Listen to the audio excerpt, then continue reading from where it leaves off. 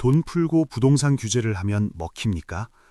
어제 오후 동네 카페에서 두 노신사가 신문을 펼쳐들고 있었습니다. 한 분이 신문을 탁 치며 말했습니다.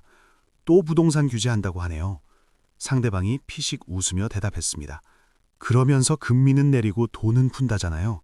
이게 말이나 됩니까? 두 사람은 고개를 절레절레 흔들었습니다.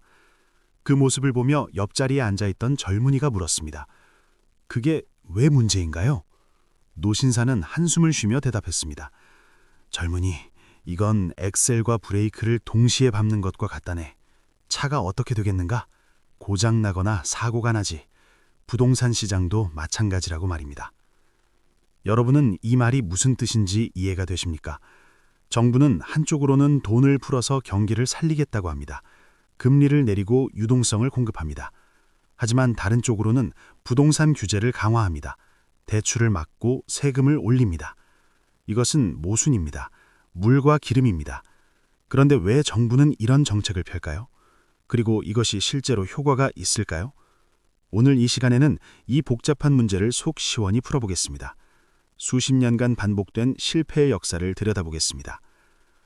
박 선생님은 경제학을 전공했습니다. 은행에서 30년을 일했습니다. 경제 정책을 누구보다 잘 압니다. 박 선생님이 보기에 지금 정부가 하는 일은 말이 안 됩니다. 한마디로 앞뒤가 안 맞는다는 것입니다. 돈을 푼다는 것은 무엇을 의미할까요? 시중에 돈이 많아진다는 뜻입니다. 금리를 낮추면 사람들이 대출을 받습니다. 은행에서 돈이 흘러나옵니다. 그 돈은 어디로 갈까요? 소비로 가기도 하지만 상당 부분은 자산시장으로 갑니다. 자산시장이란 주식과 부동산입니다. 특히 우리나라 사람들은 부동산을 선호합니다. 오랜 경험으로 부동산이 안전하다고 믿기 때문입니다. 그래서 돈이 풀리면 자연스럽게 부동산으로 몰립니다. 박 선생님은 이것을 수없이 봤습니다. 금리가 내려갈 때마다 부동산 시장이 들썩였습니다. 사람들이 대출받아서 집을 샀습니다.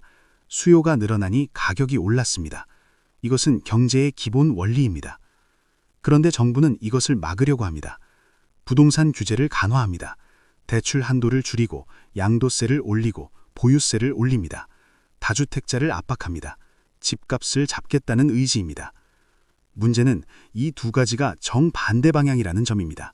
한쪽에서는 돈을 풀어서 시장에 유동성을 공급하면서 다른 쪽에서는 그 돈이 부동산으로 가지 못하게 막습니다. 이것이 과연 효과가 있을까요? 박 선생님은 고개를 젓습니다. 절대 안 먹힌다고 단언합니다. 왜냐하면 돈의 흐름은 막을 수 없기 때문입니다. 물은 낮은 곳으로 흐르고 돈은 수익이 나는 곳으로 흐릅니다. 이것은 자연의 법칙과 같습니다. 정부가 아무리 규제를 해도 사람들은 방법을 찾습니다. 직접 사지 못하면 간접적으로 삽니다. 본인 명의가 안 되면 가족 명의로 삽니다.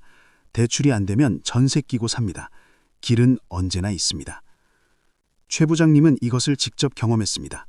10년 전 정부가 강력한 부동산 규제를 발표했습니다. 대출을 대폭 줄이고 세금을 올렸습니다. 언론은 이제 집값이 잡힐 거라고 보도했습니다. 하지만 최 부장님은 달리 생각했습니다. 동시에 금리는 계속 내려가고 있었기 때문입니다.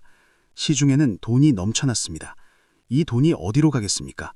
결국 부동산으로 갈 수밖에 없다고 판단했습니다. 최 부장님은 그때 집을 샀습니다. 주변 사람들은 말렸습니다. 정부가 강력히 규제하는데 왜 사냐고, 집값 떨어질 거라고 경고했습니다. 하지만 최 부장님은 확신이 있었습니다. 과연 어떻게 됐을까요? 처음 몇 달은 시장이 주춤했습니다. 규제의 영향이었습니다. 하지만 6개월쯤 지나자 분위기가 바뀌기 시작했습니다. 거래량이 늘어났습니다. 가격이 조금씩 오르기 시작했습니다. 1년이 지나자 상승세가 본격화됐습니다. 규제에도 불구하고 집값은 올랐습니다. 아니, 규제 때문에 오히려 더 올랐다고 봐야 합니다. 사람들이 생각했습니다. 정부가 이렇게 규제하는 것을 보니 집값이 오를 게 확실하구나 하고 말입니다. 이것이 바로 정책의 역설입니다. 의도와 다른 결과가 나타납니다. 규제는 오히려 사람들의 불안감을 자극합니다. 지금 안 사면 나중엔 더 어려워질 거라는 공포를 만듭니다. 정 여사님도 같은 경험을 했습니다. 정 여사님의 딸이 결혼을 앞두고 있었습니다. 신혼집을 마련해야 했습니다. 그런데 정부가 신혼부부 대출을 축소한다고 발표했습니다. 정 여사님 가족은 급해졌습니다. 대출이 축소되기 전에 집을 사야 했습니다. 여유 있게 알아볼 시간이 없었습니다. 급하게 매물을 보고 계약했습니다. 가격을 깎을 여유도 없었습니다. 주변을 보니 비슷한 사람들이 많았습니다. 규제가 강화되기 전에 뭐라도 사려는 사람들로 시장이 붐볐습니다. 결과적으로 수요가 몰리면서 가격이 올랐습니다. 정부의 의도와 정반대였습니다. 이것이 규제의 함정입니다. 단기적으로는 효과가 있는 것처럼 보입니다. 거래량이 줄고 가격 상승이 주춤합니다. 하지만 근본적인 해결책이 아닙니다. 물밑에서는 수요가 쌓이고 있습니다. 그러다가 규제가 풀리거나 사람들이 적응하면 폭발합니다. 쌓였던 수요가 한꺼번에 터져나옵니다. 오히려 규제 전보다 더 가파르게 오릅니다. 이것을 풍선 효과라고 부릅니다. 강 선생님은 부동산 전문가입니다. 40년을 이 분야에서 일했습니다. 강 선생님이 보기에 정부 정책은 항상 실패했습니다. 왜냐하면 본질을 이해하지 못하기 때문입니다. 부동산 문제의 본질은 무엇일까요?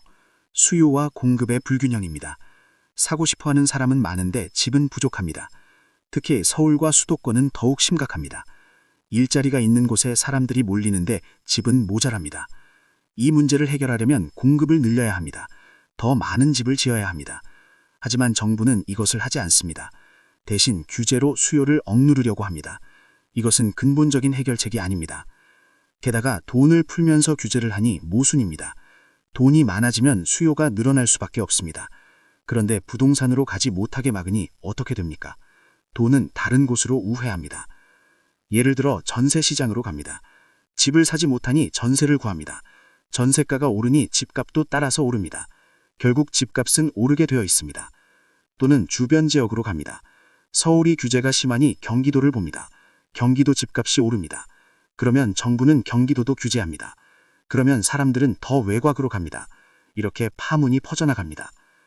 김 사장님은 이런 현상을 투자에 활용했습니다. 정부가 서울을 규제하면 경기도를 샀습니다. 경기도를 규제하면 더 외곽을 샀습니다. 규제 지역 바로 바깥쪽이 항상 올랐습니다. 이것을 선행투자라고 부릅니다. 규제의 흐름을 읽고 앞서 움직이는 것입니다. 김 사장님은 이렇게 해서 좋은 수익을 냈습니다. 정부 정책을 역이용한 것입니다. 물론 이것이 바람직한 것은 아닙니다. 하지만 현실입니다. 정책이 일관성이 없으니 사람들이 혼란스럽습니다. 무엇을 믿어야 할지 모릅니다. 그래서 각자 살 길을 찾는 것입니다. 근본적인 문제는 정부의 이중성입니다. 경기를 살리고 싶으면서 동시에 자산 가격을 잡고 싶어 합니다. 하지만 이 두 가지는 양립하기 어렵습니다. 돈을 풀면 어딘가로 흘러갑니다. 정부는 그 돈이 소비로 가기를 바랍니다. 사람들이 물건을 사고 서비스를 이용해서 경기가 살아나기를 원합니다. 하지만 현실은 다릅니다. 사람들은 소비보다 자산을 선호합니다. 왜 그럴까요? 미래가 불안하기 때문입니다. 일자리가 불안정하고 연금은 부족합니다. 노후를 대비하려면 자산이 필요합니다. 특히 부동산은 우리나라에서 가장 안전한 자산으로 여겨집니다. 조 부장님은 이것을 절실히 느낍니다. 은퇴하고 나니 수입이 뚝 끊겼습니다. 연금만으로는 생활이 빠듯합니다. 다행히 집 한 채를 가지고 있어서 월세 수입이 있습니다. 이것이 조 부장님의 생명줄입니다. 조 부장님 같은 사람들이 수없이 많습니다. 부동산이 노후 대비의 전부인 사람들 말입니다. 이들에게 부동산은 투기 대상이 아니라 생존 수단입니다. 정부가 이것을 이해하지 못합니다. 정부는 부동산을 투기로만 봅니다. 가격이 오르면 무조건 나쁘다고 생각합니다. 하지만 집을 가진 사람들 입장에서는 자산 가치가 오르는 것이 나쁜 일만은 아닙니다. 물론 집이 없는 사람들은 다릅니다. 집값이 오르면 내 집 마련이 더 어려워집니다. 절망적입니다. 이것도 문제입니다. 그래서 정부는 딜레마에 빠집니다. 집 있는 사람과 없는 사람의 이해관계가 충돌합니다. 정부는 양쪽을 다 만족시킬 수 없습니다. 그래서 애매한 정책을 펼칩니다. 돈을 풀면서 규제도 하는 것입니다. 하지만 이것은 최악의 선택입니다. 양쪽 다 불만족스럽습니다. 집 있는 사람은 규제 때문에 불편하고 집 없는 사람은 결국 집값이 오르니 절망합니다. 윤 선생님은 정부 정책을 더 이상 믿지 않습니다. 수십 년간 정부가 집값을 잡겠다고 했지만 결과는 항상 같았습니다. 오히려 더 올랐습니다. 윤 선생님은 이제 정부 발표를 반대로 읽습니다. 정부가 집값 잡겠다고 하면 오를 거라고 판단합니다. 규제 강화한다고 하면 사야 할 때라고 생각합니다. 실제로 이렇게 해서 윤 선생님은 좋은 타이밍에 매수했습니다. 이것은 슬픈 현실입니다. 국민이 정부를 신뢰하지 못하는 것입니다. 하지만 어쩔 수 없습니다. 경험이 그렇게 가르쳤습니다. 정부 말 믿고 기다리다간 영형 집을 사지 못합니다.